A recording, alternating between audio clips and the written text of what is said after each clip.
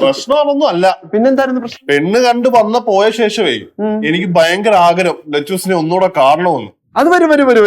പെണ്ണ് കണ്ടു കഴിഞ്ഞാൽ നമുക്ക് പിന്നെ ആഗ്രഹം വരും. അങ്ങനെ കൊറേ ആഗ്രഹമായപ്പോഴേ ഞാൻ ഇങ്ങോട്ട് വന്നു വണ്ടി എടുത്ത് വന്ന്. എന്നിട്ട് വണ്ടി എടുത്ത് വന്ന് ലച്ചൂസിനെയൊക്കെ കണ്ട് തിരിച്ചു പോകാൻ നേരത്ത് വണ്ടി എടുത്തപ്പോ വണ്ടി സ്റ്റാർട്ട് ആവണില്ല. ടാക്സി വിളിച്ച് തിരിച്ചു പോകാറുണ്ട്.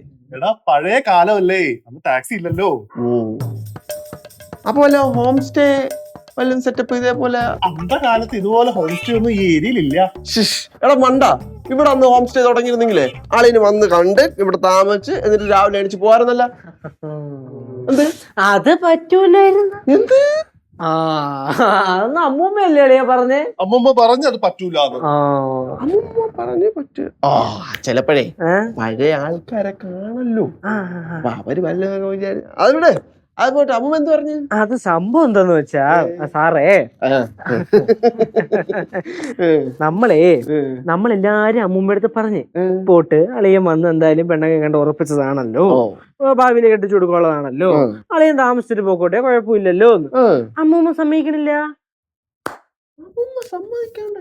കാര്യം പറയാം, നമ്മൾ അമ്മൂമ്മ എടുത്ത് ചോദിച്ച് അതെന്താ അമ്മൂമ്മ സമ്മതിക്കാത്തേന്ന്. അപ്പൊ അമ്മൂമ്മ പറഞ്ഞു, എന്ത് പറഞ്ഞു? മക്കളെ, എന്റെ ഒരു വിശ്വാസം അതാണെന്ന് പറഞ്ഞു. അതായത് അമ്മൂമ്മയുടെ വിശ്വാസം എന്താന്ന് വെച്ചാല്, ഈ കല്യാണം കഴിക്കാൻ പോകുന്ന പെണ്ണ് ആ പെണ്ണിന്റെ വീട്ടില് ആ കൊച്ചിനെ കെട്ടാൻ പോണ ചെക്കൻ വന്നൊരു രാത്രി താമസിച്ച് കിടന്നുറങ്ങി കഴിഞ്ഞാൽ അവരുടെ കല്യാണം നടക്കൂല. ഒന്നുകൂടെ ക്ലിയർ ചെയ്യണോ? അതായത് എന്നെ വെച്ച് പറ, അല്ലേ അങ്ങനെ കമ്പയർ ചെയ്യാം.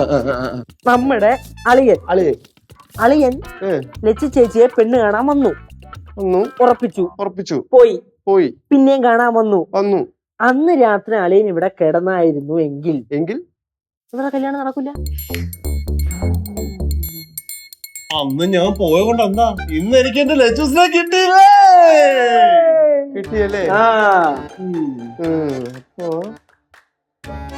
കിട്ടി. ആ സംഭവേ നമ്മൾ അമ്മൂമ്മ എടുത്ത് ചോദിച്ചു, ഇതിലൊക്കെ വലിയ സത്യസന്ധത ഉണ്ടോ? ചോദിക്കണമല്ലോ. പിന്നെ നമ്മള് ചോദിച്ചില്ലെങ്കിൽ മോശമല്ലേ? അപ്പൊ അമ്മൂമ്മ എന്തോ പറഞ്ഞെന്നറിയൂ? അതാ എനിക്കറിയണ്ട. അപ്പൊ അമ്മൂമ്മ എന്ത് പറഞ്ഞു? ഒരു 350 370 കല്യാണം ഇതേ ഒറ്റ റീസൺ കാരണം മുടങ്ങിപ്പോയത്. 370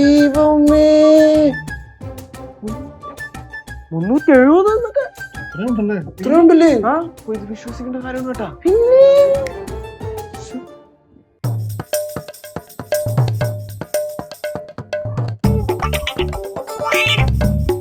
അളിയോ, എങ്കിൽ പിന്നെ നമുക്ക് സാറിനുള്ള രാത്രിത്തേക്കുള്ള ഫുഡിന്റെ കാര്യം നോക്കിയാലോ? സാറിനുള്ള നൈറ്റ് മെനു ഞങ്ങൾ പോയി നോക്കിട്ട് വരാം.